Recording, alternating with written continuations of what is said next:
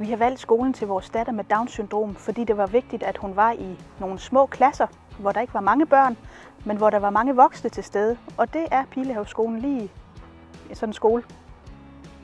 Vi vil på Pilehaveskolen sikre os, at vores elever de udnytter deres læringspotentiale bedst muligt. Og til det der har vi en række personer, som vi kan trække på. Vi har vores skolepsykolog, som kan teste vores elever. Vi har tale-hørelærer. Vi har pædagogiske massører.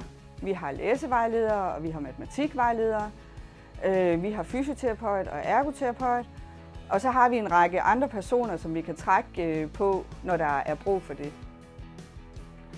Pilehaveskolen har for Martin gjort den store forskel, at fra han startede her for 6 år siden, så har han i dag udviklet sig socialt, så han er rigtig god til at være sammen med andre. Og det er i kraft af, at der har været tid til at hjælpe ham i de situationer, hvor han havde det svært. Pilehaveskolens kerneopgave er at skabe bedst mulig læring for alle børn på skolen, og vi har ambitioner om, at alle skal blive så dygtige, som de kan. Vores udgangspunkt er, at alle børn har noget, de er gode til, og det er det potentiale, vi vil fremme her på skolen.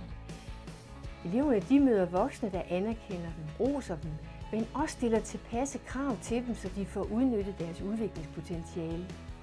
Alle vores elever skal lykkes og blive robuste til at mestre deres eget liv, når de forlader skolen.